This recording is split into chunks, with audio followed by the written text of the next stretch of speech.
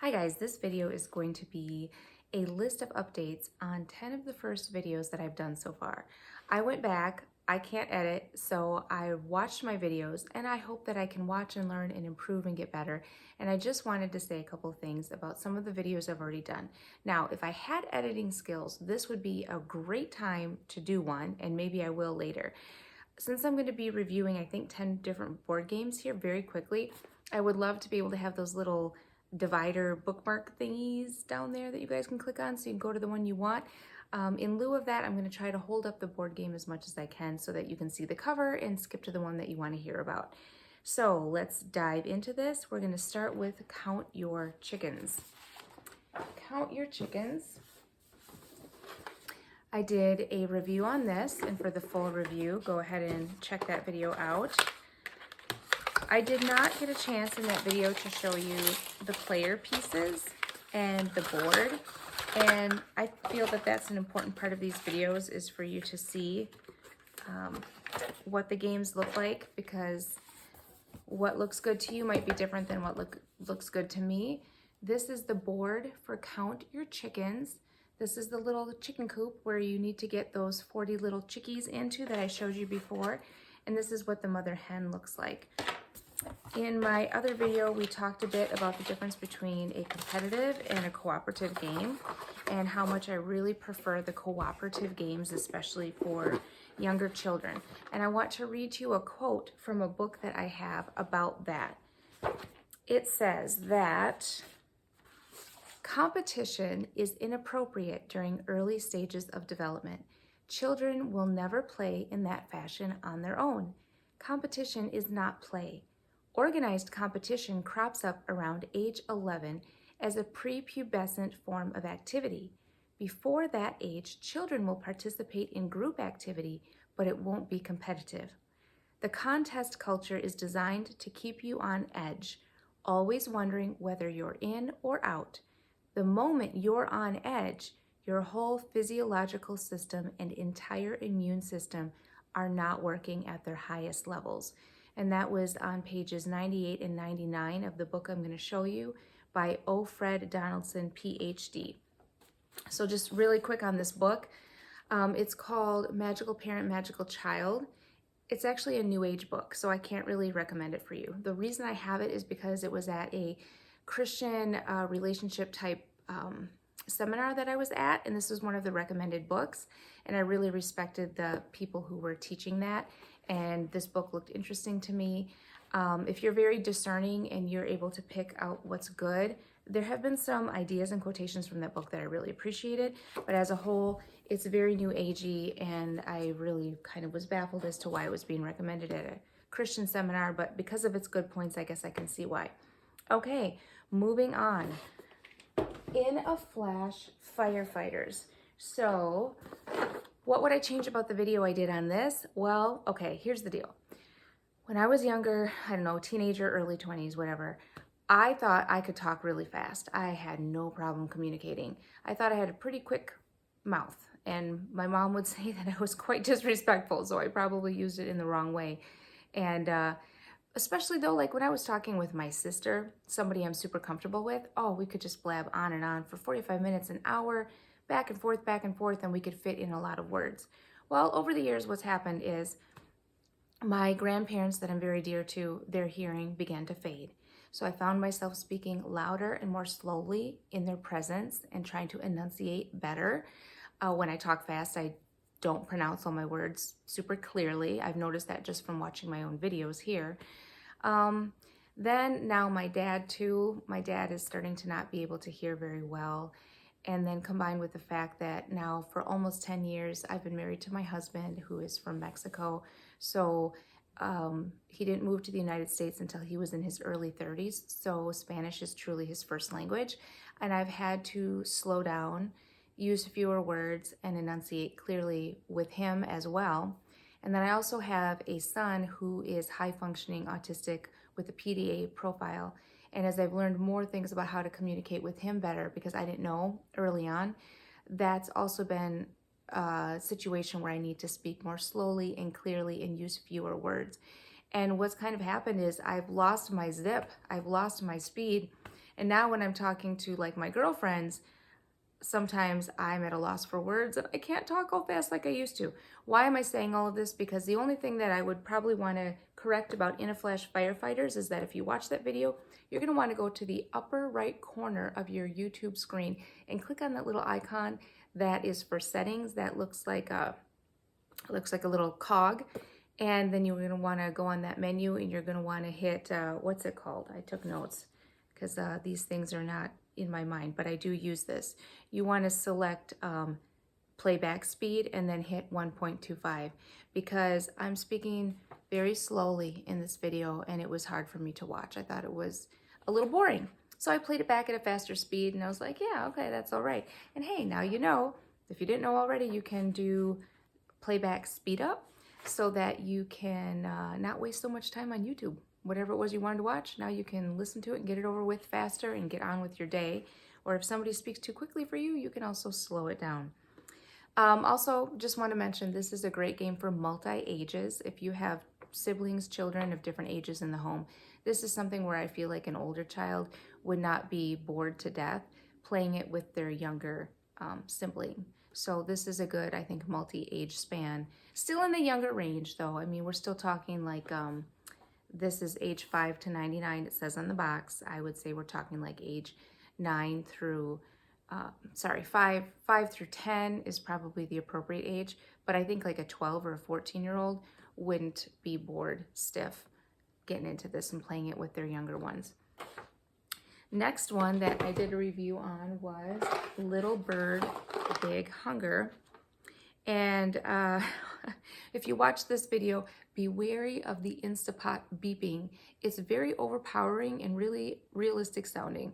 So if I watch that video back, I think my Instapot is going off, and it's not, it's just in the video. So if you click on that video and you're cooking something, don't make a dash to your kitchen because it's not your Instapot going off, it's mine. That's Little Bird, Big Hunger. The next one is Heavenly Treasures.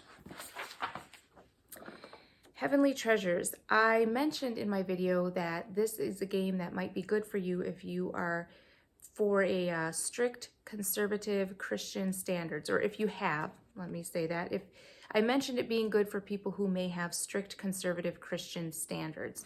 Yes, this is a Christian game and that's fine, but it does have a Christian rock band pictured in one of it. And I thought, no, that's actually not for a conservative Christian. I'm a pretty conservative Christian and I go to a church that does not have a rock band. So just wanted to clarify that. And that's Heavenly Treasures. Otherwise, everything else I've previously said is all true. True. Okay, the Sneaky Snacky Squirrel game and card game. Well, I forgot to bring the card game back over, but I mentioned in my video about this that it has zero strategy and does not have any meaningful decisions at all. And I just want to kind of go back and clarify, that's not completely true. Yeah, they're not deeply meaningful decisions, but there are some games where you make no decisions whatsoever at all. And in this game, you do make some minor decisions because if you get on the spinner to one where you can choose one color of your choice, or two colors of your choice, or if you're the sneaky squirrel and you get to choose an acorn from another player, there is a little strategy involved in what player you want to choose, like probably a player that's close to winning. You want to get some of their acorns from them, or colors that you need, or you can strategize a little bit. It's minor, but there is a little bit of thought process there. So I just wanted to clarify that. And then Sad Squirrel. Sad Squirrel is sad because he doesn't get an acorn, but like I mentioned, we call him Sleepy Squirrel. And I made a comment about Sleepy Squirrel having depression and not able to get up and feed himself. And that's not the way I would say it to a child. That was just a personal thought that went somewhere in my head. But we just say, oh, he's sleeping, he's taking a nap, so he's not hungry right now. Or you could say he's hibernating or something. So that's what it makes me think of, rather than, oh, sad squirrel. Because trust me, when you're playing these games with these kids, this is already a game where sometimes these kids are going to lose their acorns because the wind is going to come or the sneaky squirrel is going to come. They don't like that. So the fact that there's a spot on the spinner where they plain just don't get an acorn for any reason at all, other than that the squirrel is sad he doesn't get an acorn. We want to just cushion that. Oh, he's not hungry right now. He's taking a nap. Maybe next time he'll wake up and be hungry. And then my other thought on the Sneaky Snacky Squirrel and card game video that I did is I should have put on a little more makeup. We'll talk about that in just a moment. Okay, now moving on to the height of flight. Oh, wait, my notes for that are somewhere else. Okay. So height of flight is one that, it was the first video that I ever made. And then I thought I messed up. And so then I made like another video, and now I'm making another video to talk about the same game. I wish that I had shown you more bird pictures. I made kind of a big deal about how the birds were unidentifiable. And I'm just gonna show you more cards just so you can see more examples of what I may have been talking about. Okay, we did the bat. Okay, that's an airplane. Yeah, that is not a bird. There's a bird. You can tell what that bird is. Maybe I was a little hard on this game. I didn't like the artwork and I didn't like the game, but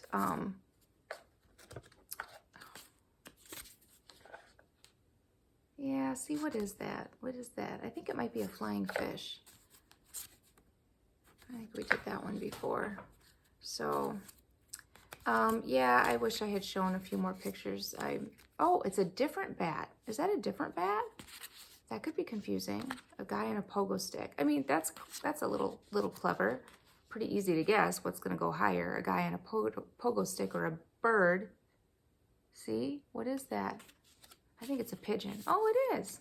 So you may decide I was a little harsh on this game, but just wanted to show you a few more examples so you could decide how you feel about that artwork. Yeah, okay, so I should have maybe like combed my hair a little bit better in that video, and I should have wore a little bit more makeup. But here's the thing, it was my first video ever, and I couldn't believe that I was finally actually taking the time to sit down and just even attempt to make a video at all. So I was like, I don't care. I've been wearing house clothes in all my videos, like clothes that I exercise in or teach homeschooling, like sweatshirts and stuff. That's fine. That's probably never going to change. But I used to be a makeup artist, okay, for like 15 years. I used to work in the cosmetics department. I can do makeup really well. And there's a part of me that's just like, I cannot believe that I am making YouTube videos and I'm not putting on proper makeup to do them. Like, it's just totally against my personality. But as my walk with the Lord has become closer and closer over the years, I have truly felt less of a need to wear as much makeup as I used to. And sometimes I even find I think that's another conversation for another day, but there's some moral conflict with the amount of makeup that I used to wear and the amount of time it takes to put on that makeup and the amount of money it costs to buy all that makeup. So yeah, but I could try maybe a little harder in some of these videos, just a little bit. I want to change the rating. I gave the rating a 3 for it being like Christian because it had that mention of evolution. No, I don't want to change the rating. I guess the rating is fine. I can't understand my own notes here.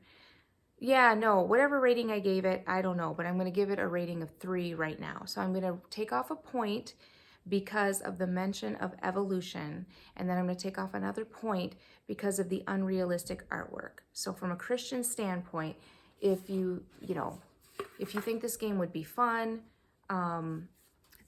it's not really that bad Christian-wise. Maybe I'm being too harsh. We'll give it a 3.5. Probably most Christians could play this game and think it's fine. I just have some particular standards that maybe only I understand. All right, next thing is that, oh, I do want to mention, I did not mention this before. Pick up my fallen cards on the floor here. So on the back, it has descriptions of these animals or contraptions, whatever the case may be. Okay, the only thing I just want to mention about that really quick is that when games have a lot of educational information on them, but it's not necessary to read that in order to play the game, you would just be doing that for something extra, you probably won't It's a little bit of a pet peeve I'm beginning to discover in a couple of games that I wanted to be nice and educational. It's just like in reality, when you're playing a game, nobody's going to stop and read. Oh, I shouldn't say nobody. There's certain personalities that would enjoy this very much. But generally speaking, most people probably aren't going to stop and read a paragraph worth of facts about that animal and whatnot while you're playing the game. So what do you do with that? Like on the surface, it makes it look like, oh, this game is educational. But in reality, kids are like, stop reading. This is taking forever. This is getting boring. So if you have Height of Flight or a game that does this, you may just want to read the information in a different way at a different time. Like, okay, today, guys, we're not going to play Height of Flight, but we're just going to read some interesting facts about these flashcards. And I'm going to spread some out on the floor, and you tell me which pictures you want to hear about, and we're going to read 3, or we're going to read 5 of these today and learn about what the card says. So that's like a hit, miss, love, hate, mixed feelings about games that have educational stuff on them, which I obviously like, but in reality, it's not always realistic. Then on the video that I did regarding Height of Flight, that was already like my update video where I was trying to correct what I had said wrong before. Oh man, I really need to edit because I forgot to grab one of my props. Oh, this is bad. Okay, there is a book called The Evolution Handbook. Okay, so I can't show it to you, but it's called The Evolution Handbook. What I wish I would have said differently, I was trying to get into the topic a little bit of evolution versus creation, microevolution versus macroevolution. Okay, first of all, let me just say, I wish I would have just said the word adaptation, adapting. That would have solved all of that right there. So I wish I would have said, yes, I believe that animals adapt. I do not believe that animals evolve.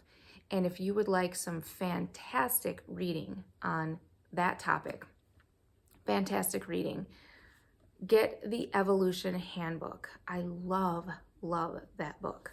All right, so moving on from Height of Flight on to the next one is Pancake Pile Up. And so, oh, actually I wanted to do, well, I'll just do this one next. So Pancake Pile Up, I had given it a 5 for Christian values, but I'd like to change that to a 4. I said it was about making pancakes, but it's actually about serving pancakes. And even though it is just silly fun, the way you serve the pancakes in the game is very unrealistic and super non-hygienic. You are running pancakes one by one back and forth. No server would do that. No server would be running in a restaurant, serving pancakes one at a time, letting them get cold. Oh, and mind you, letting them drop on the floor and then picking them back up and putting them on your plate when you're done. So it is just silly fun, but since I made kind of a big deal about things being realistic and educational, according to my Christian standards, what I feel is best, I'm going to say from a Christian standpoint, this gets a rating of 4 stars instead of 5. Then we have whatever one I was going to do next, which is Yar Har Hunt. This is that pirate game we were talking about by Peaceable Kingdom, which is a cooperative game.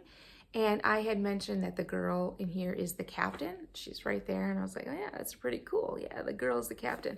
Looking back though, actually when I first got this game out, I didn't say anything to my kids. I didn't make a big deal of it. I actually don't think it's cool the girl is the captain. Now, I am not read up on real pirate history. I just have my doubts that a girl was ever the captain. Or I don't know, maybe there's one famous female pirate captain that I just don't know about yet. So I'm all about, yeah, girl power, but I'm also about clear and realistic gender roles. And I think they kind of stretched themselves. I don't think they really needed to make the girls be pirates. And I think this one is a girl too. And actually it's a little hard to tell if she's a boy or a girl. And I'm in preference of clear gender identities, male or female. And I like to know which one they are.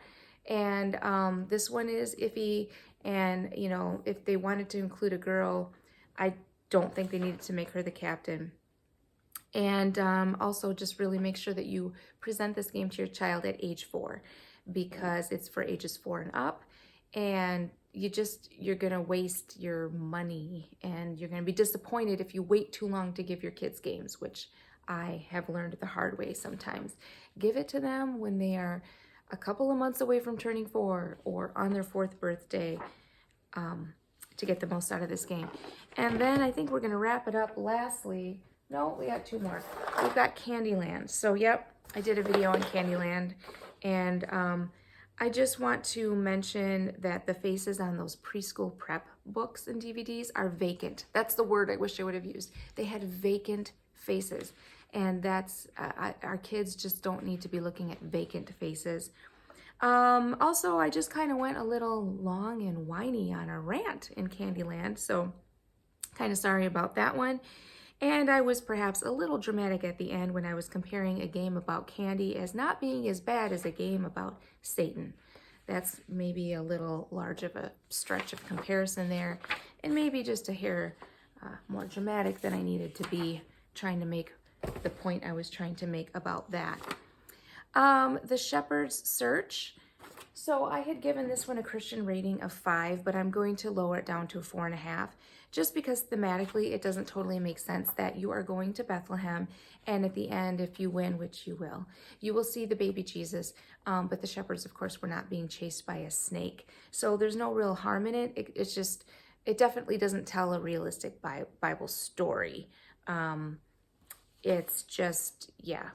So otherwise, I agree with, and I really liked that review.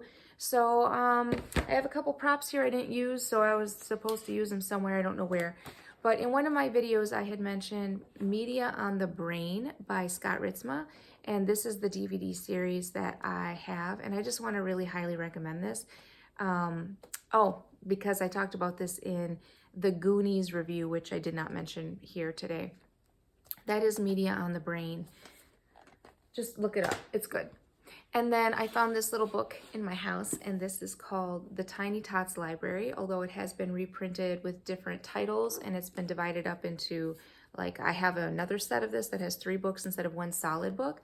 This is by Pacific Press Publishing Association, and Pacific Press does some really great religious material. And I think I just wanted to kind of flip through a few pages in here just to show you some examples of what I feel is superior artwork to a lot of the artwork that we see today. I'm not gonna, I mean, it's not perfect artwork, but it's pretty good. It's just so much more realistic, and I think it has more feeling to it. I mean, I've got several children's Bibles in my home, and that cartoon style, it just, for me, it just doesn't work. It just doesn't go with Bible stories at any age. I mean, these stories are written for a very young child, so if you're reading to your baby, your 1-year-old, your 2-year-old, your 3-year-old, you can show them real pictures of real people making expressions. You don't have to show them cartoons with vacant faces. All right, thanks again for watching. God bless you. Bye-bye.